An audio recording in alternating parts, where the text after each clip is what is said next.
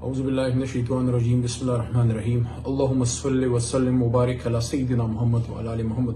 السلام علیکم جی۔ بڑے عرصے بعد آپ سے براہ راست میں بات کر پا رہا ہوں۔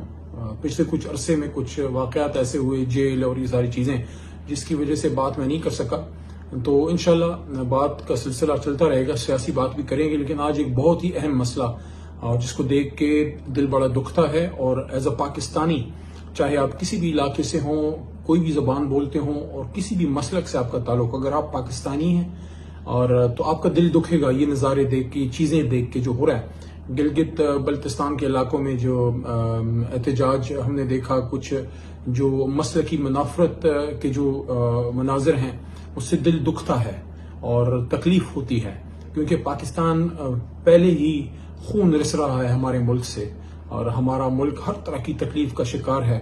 اور کیا وہ نہیں ہے دنیا میں جو اس ملک میں نہیں ہوا، جو تکلیفیں ہم نے نہیں سہیں، جو علاقے کی عصبیت کے نام پہ، لسانیت کے نام پہ، مسلک کے نام پہ جو کچھ اس ملک میں ہوا ہے، جو تکلیف سے ہم گزرے ہیں، جو دہشت گردی کی جنگ لڑی ہے ہم نے، جس میں ہمارے فوج کے جوان، ہمارے پولیس کے جوان، ہمارے عام جو ہے پاکستانی، ہمارے علماء کرام، ہمارے سیاستدان، کون سا وہ طبقہ ہے جو ملک کا جو شہید نہیں ہوا، جن کے جنازے گھروں میں نہیں آئے۔ ابھی ترسوں جو ہے جو شہادتیں ہوئی ہیں، 9 کے قریب شہید آئے ہیں بنو کے علاقے میں، اور خیبر میں ایک شہید پرسوں جو ہے وہ اس کی شہادت ہوئی پاک فوج کی۔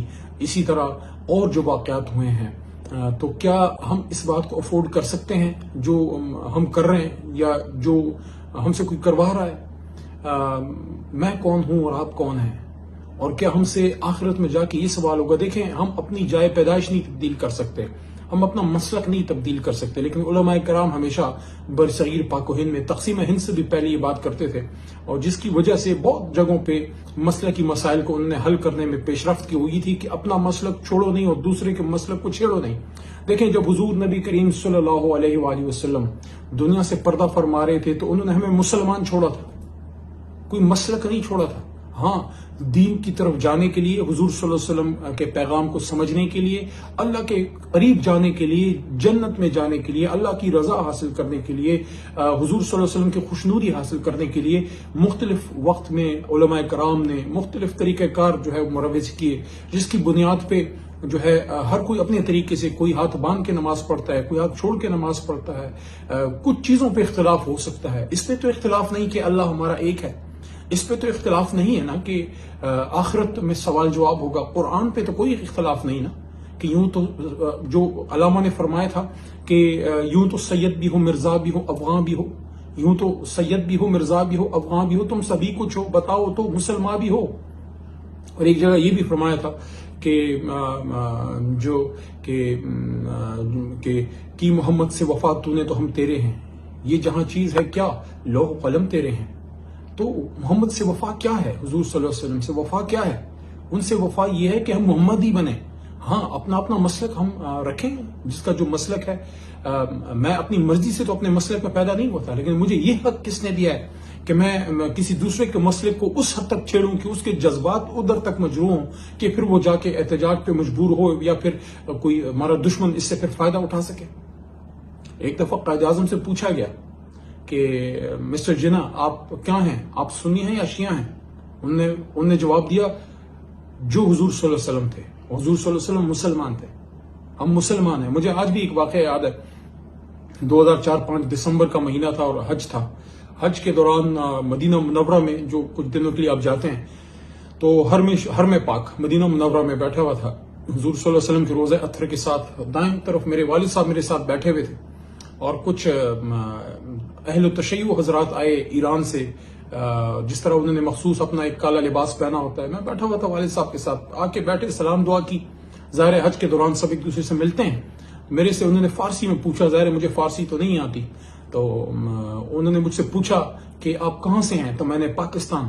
پھر نام پوچھا تو میں نے کہا علی محمد، تو میرے نام میں علی پہلے آتا ہے۔ علی تو حضرت علی رضی اللہ عنہ کا بھی نام ہے، اور علی اللہ کا بھی نام ہے۔ تو انہوں نے جانا کہ شاید میں اہل تشیع ہوں گا، تو انہوں نے پوچھا کہ انگریزی میں، میں سمجھ گیا کہ کیا پوچھنا چاہ رہے ہیں۔ انہوں نے پوچھا کہ کیا آپ اہل تشیع سے تعلق رکھتے ہیں؟ تو میں نے سر ہلایا، میں نے کہا نہیں۔ تم نے پوچھا پھر آپ اہل سنت ہیں، سنی ہیں؟ میں نے پھر کہا نہیں. تم نے پوچھا اب کیا ہو؟ تو میں نے کہا میں مسلمان ہوں.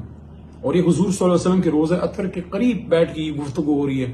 وہ 5 ہمارے مسلمان بھائی ایران سے، اور انہوں نے اپنے کوٹ کی جیب سے ہر ایک کے پاس ٹافیاں تھی، ایک ایک ٹافی نکال کے مجھے دی، اس گال پہ بوسہ دے کے میرا بوسہ لے کے وہ چلے گئے. اس بات پہ خوش ہوئے کہ میں نے اپنے آپ کو مسلمان کہا. تو دیکھیں میرے بھائیو، یہ جو اس وقت ہو رہا ہے اس سے نقصان پاکستان کا ہے. کچھ فاصلے پہ بارڈر پار ہمارا دشمن آنکھوں میں خون اور دل میں سازش لیے، اور ہمارا چالاک دشمن ہمیشہ ہمارے خلاف چالاکی کرتا رہا ہے. وہ اس طاق میں ہے کہ کب ہم اس لمحے تک پہنچیں جہاں وہ آگے بڑھ کے پھر وہ سازش کر سکے جو اس نے کیا، جو اس نے ایسٹ پاکستان میں بھی کیا، جو اس نے ہمیشہ ہمارے خلاف کیا ہے.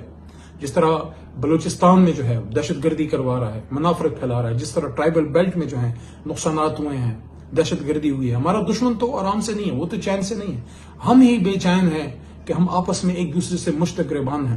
دیکھیں اختلاف، حضور صلی اللہ علیہ وسلم نے فرمایا تھا کہ میرے دین میں فرمایا تھا، مفہوم یہ کہ میرے دین میں اختلاف جو ہے وہ باعث خیر ہے، لیکن وہ اختلاف جو علم کی بنیاد پہ ہو، جو نیک نیتی کی بنیاد پہ، اختلاف برائے اختلاف نہیں. تو یہی میں کہنا چاہوں گا کہ حضور صلی اللہ علیہ وسلم نے جس طرح اپنے آخری خطبہ حجۃ الوداع میں فرمایا تھا کہ میں آج اپنی ڈیوٹی پوری کر کے جا رہا ہوں، اور کسی کالے کو گورے اور گورے کو کالے پہ کوئی جو ہے وہ فضیلت جو ہے وہ حاصل نہیں ہے، صرف اور صرف تقویٰ. اور یہ بھی فرمایا تھا کہ میں تم میں اپنی کتاب، اللہ کی کتاب اور اپنی سنت جو ہے وہ چھوڑ کے جا رہا ہوں، قرآن و سنت چھوڑ کے جا رہا ہوں. تو وہ جو علامہ نے فرمایا تھا کہ وہ زمانے میں معزز تھے مسلمان ہو کر، اور تم خوار ہوئے تارک کے قرآن ہو کر. قرآن ہم نے چھوڑی ہے، جو ہے کتاب کے پہ عمل ہم نہیں کرتے، سنت ہم نے چھوڑی، حضور صلی اللہ علیہ وسلم کی سنت سے ہم دور ہیں. ہم آپس کی منافرت میں، آپس کے مسئلے کی مسائل میں جو ہے ہم پھنسے ہوئے ہیں. ان چیزوں سے نکلنا ہوگا. اپنے مسلک پہ آپ اپنا وہ کریں، لیکن ایسی کوئی بات نہ کریں جس سے کسی دوسرے کو تکلیف پہنچے. دیکھیں ہمارے ملک میں مثالیں موجود ہیں، ہمارے ملک میں ہماری جو آرم فورسز ہیں، پاک آرمی میں کوئی ایسی چیز نہیں ہے. آپ جس بھی مسلک سے آپ کا تعلق ہے آپ اس میں اپنا پرفارم کریں. ہماری اپنی جماعت پاکستان تحریک انصاف میں کبھی بھی ایسی کوئی چیز ہم نے نہ محسوس کی نہ کسی کو محسوس ہونے دی. جو آپ کا مسلک ہے وہ آپ کا اپنا ذاتی ایک مسئلہ ہے، آپ کا ذاتی ایک ایشو ہے. آپ جو ہے اپنا کردار ہے وہ ادا کریں. یہی سول فورسز میں ہوتا ہے، CSS میں یہی ہوتا ہے، پولیس میں یہی ہوتا ہے. جو آپ کہیں اگر سفر کر رہے ہوں، آپ بس میں یا ایروپلین پہ سفر کر رہے ہوں، جہاز میں سفر کر رہے ہوں، آپ کہیں جا رہے ہیں، آپ کس سے پوچھتے ہیں آپ کا کیا مسئلہ ہے؟ آپ جا رہے ہیں اپنے مسئلے، اپنے منزل کی طرف جا رہے ہیں. آپ ہاسپٹل میں چلے گئے، ہاسپٹل میں آپ اپنا علاج کرانے بیٹھے ہیں، آپ کوئی کس سے پوچھتا ہے یا کوئی ڈاکٹر آپ کا مسلک چیک کر کے آپ کا علاج کرتا ہے؟ یہ ہم کس طرف چل پڑے ہیں؟ آخرت میں سے اللہ کیا پوچھے گا؟ یہ پوچھے گا سنیوں کے شیعہ نہیں، ہم سے پوچھے گا من ربوں کا.